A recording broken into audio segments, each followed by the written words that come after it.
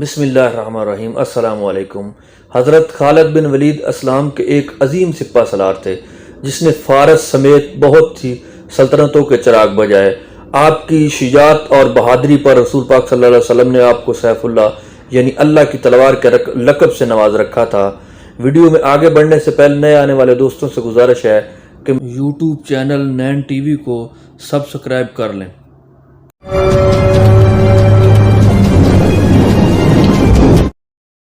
فتح کی خوشخبری جب مدینے پہنچی تو سب مسلمانوں میں خوشی کی لہر دوڑ گئی اور انہوں نے اللہ کا شکر ادا کیا۔ اب شام کا کوئی قلعہ مسلمانوں کے لیے رکاوٹ نہیں رہا تھا۔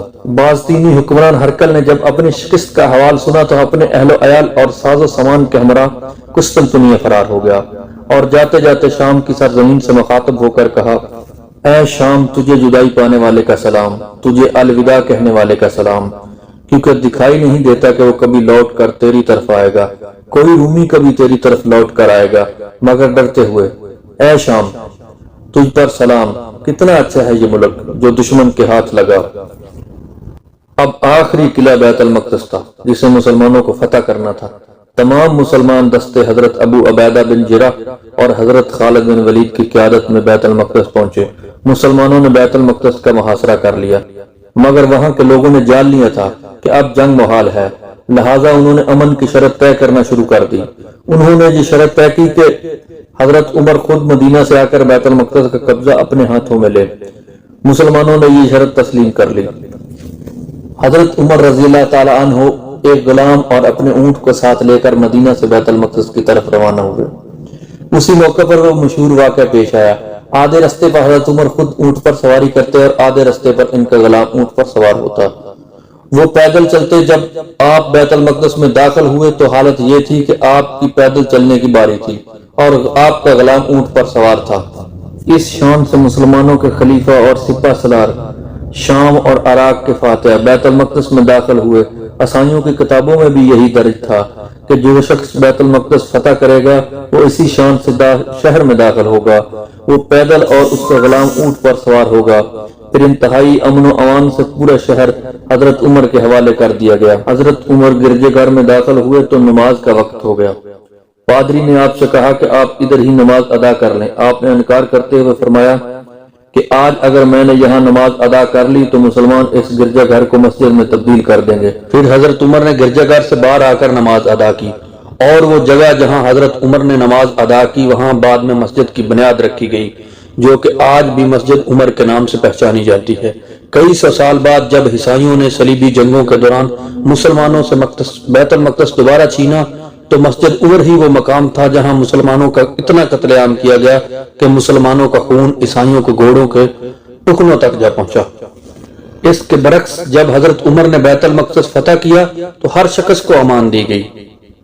جن مقامی لوگوں نے قسطنطنیہ جانے کی خواہش ظاہر کی ان کے لیے سمندر تک تمام رستوں پر پہرے بٹھا دیے گئے تاکہ کوئی بھی ان کا مال اسباب نہ لوٹ سکے اور نہ ہی ان کی عزت پر ہاتھ ڈال سکے۔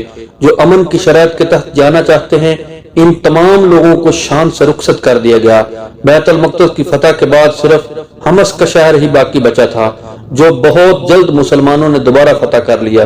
حضرت ابو عبیدہ بن جراح نے حمص کو ہی اپنا مرکز بنایا۔ حضرت عمر بیت المقدس کی فتح کے بعد مدینے تشریف لے آئے لیکن کچھ ہی عرصے بعد ایک اور فتنہ کھڑا ہو گیا۔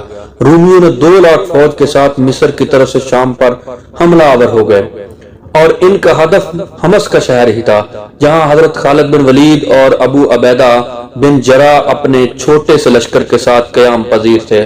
مسلمانوں میں گھبراہٹ اور پریشانی پیدا ہو گئی۔ حضرت ابو عبیدہ نے جنگی شورا طلب کی اور وہاں یہ فیصلہ کیا گیا کہ پوری سلطنت سے مدد طلب کی جائے۔ خلیفہ کو بھی خط لکھے گئے۔ یہ فیصلہ بھی کیا گیا کہ قلعہ بند ہو کر لڑا جائے گا۔ حضرت خالد بن ولید کے سامنے جب یہ فیصلہ رکھا گیا تو وہ جلال میں آ گئے۔ آپ نے قسم کھائی کہ ہم کبھی بھی قلعہ بند ہو کر نہیں لڑیں گے اور حضرت ابو عبیدہ سے اجازت مانگی کہ ہم میدان میں جا کر دشمن کا مقابلہ کریں گے۔ ہم اس سے پہلے بھی بڑے بڑے لشکروں کو شکست دے چکے ہیں، یہ تو معمولی بات ہے۔ اور پھر تمام شاہ سواروں نے اس بات سے اتفاق کیا۔ حضرت ابو عبیدہ نے ان کو کھلے میدان میں جانے کی اجازت دے دی۔ لہٰذا مسلمانوں نے حمص سے باہر نکل کر صفیں درست کرنا شروع کی۔ حضرت خالد بن ولید کو ہر اول دستے کے ساتھ آگے بھیجا گیا تاکہ جا کر دشمن کی نقل و حرکت کا پتہ لگائیں۔ حضرت خالد بن ولید اپنے چھوٹے سے دستے کے ساتھ صورتحال کا جائزہ لینے گئے تھے، مگر پھر وہاں 2 لاکھ کے لشکر کو مٹا کر رکھ دیا۔ جب حضرت ابو عبیدہ نے دشمن کے مقابلے کے لیے صفیں ہی درست کی تھی تو حضرت خالد بن ولید نے انہیں واپس آ کر اطلاع دی کہ دشمن کا صفایا کیا جا چکا ہے۔ حضرت ابو عبیدہ اللہ کے حضور سجدے میں گر گئے اور اللہ کا شکر ادا کیا۔ سیف اللہ نے ایک بار پھر دین کی آبرو بچا لی۔ حضرت خالد بن ولید نے اس کے بعد حمص میں ہی قیام فرمایا، مگر نیب کمانڈر کی حیثیت سے۔ ان کو عہدہ ابھی بھی برقرار تھا۔ آپ چونکہ اعلیٰ ظرف کے مالک تھے، یتیموں، مسکینوں، بیووں کی مدد کرنے والے تھے، لہٰذا آپ مال غنیمت میں اپنا حصہ بھی تقسیم کر دیا کرتے۔ لیکن کچھ لوگوں نے حضرت عمر سے آپ کی شکایت کر دی کہ حضرت خالد بن ولید مال خرچ کرنے میں اسراف کرتے ہیں۔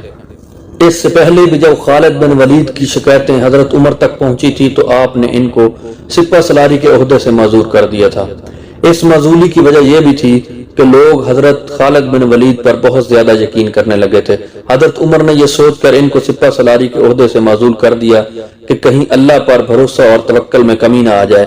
اس مرتبہ بھی شکایت کے بعد حضرت عمر نے ان کو جنگی خدمات ادا کرنے سے منع فرمایا اور مدینہ طلب کیا تاکہ ان سے اس معاملات پر باز پرس کی جا سکے۔ اس سے مسلمانوں میں کافی اختلافات پیدا ہو گیا، لیکن حضرت خالد بن ولید نے ہر موقع پر خلیفہ کے حکم کی اطاعت کی۔ آپ نے اپنی باقی کی زندگی حمص میں گزارنے کا فیصلہ کیا۔ 21 ہجری میں آپ نے حمص میں ہی انتقال فرمایا اور آپ کے انتقال کی خبر جب مدینے پہنچی تو ہر گھر میں قہرام مچ گیا۔ حضرت عمر خود بھی بہت رنجیدہ ہوئے اور اہل مدینہ کو بھی سوگ منانے کی اجازت دی۔ حضرت خالد بن ولید کے ترکے میں صرف ہتھیار، تلواریں، خنجر اور نیزے ہی تھے۔ ان ہتھیاروں کے علاوہ ایک غلام تھا جو ہمیشہ آپ کے ساتھ رہا کرتا تھا۔ اللہ کی یہ تلوار جس نے 2 عظیم سلطنتوں رومی اور ایرانی کے چراغ بجائے۔ وفات کے بعد آپ کے پاس کچھ بھی نہ تھا۔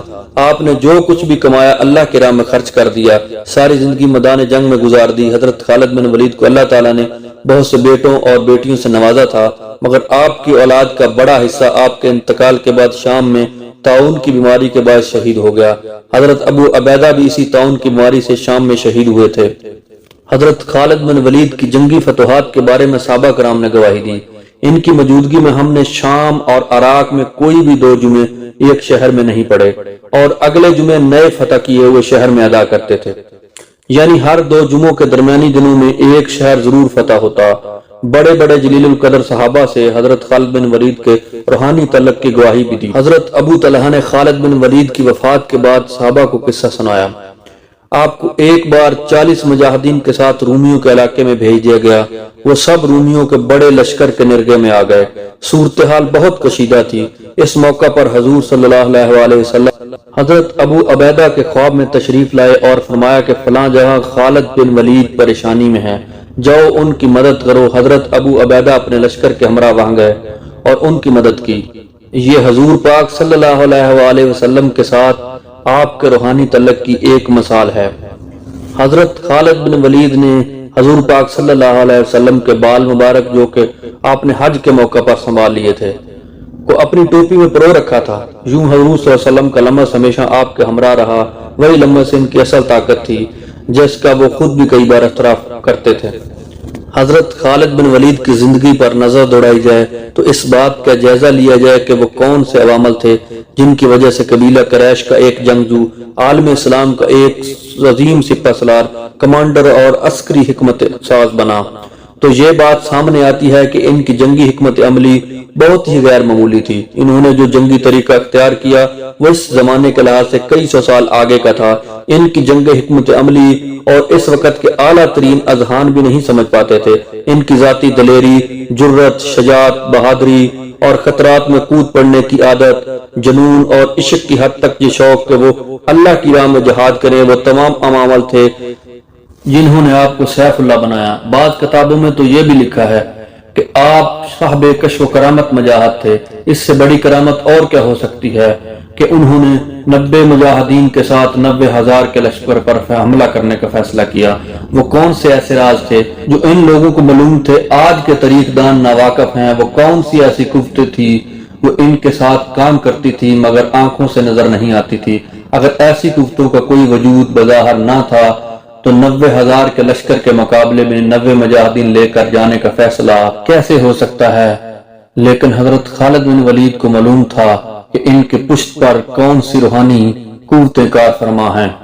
اس کے بعد کی سلامی تاریخ پر نظر دوڑائی جائے تو وہ تمام غازی جن کے تاریخ میں نام سنہرے حروف سے لکھے گئے، انہوں نے سلطنتوں کو فتح کیا اور وہ صرف ظاہری اسباب پر بھروسہ نہیں کرتے تھے، جبکہ کچھ غیر معمولی روحانی قوتیں بھی ان کا ساتھ دیتی تھی۔ یہی عناصر جنگ میں فیصلہ کن کردار ادا کرتا ہے۔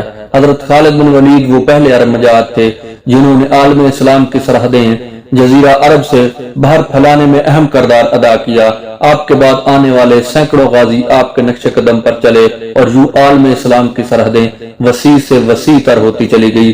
ان تمام لوگوں کے ساتھ جنگی حکمت عملی، دلیری، بہادری اور شجاعت جیسی خصوصیات وابستہ تھی۔ ایک اور قدر مشترکہ یہ تھی کہ روحانی قوت تھی جو ان کو مزید پراسرار بناتی تھی۔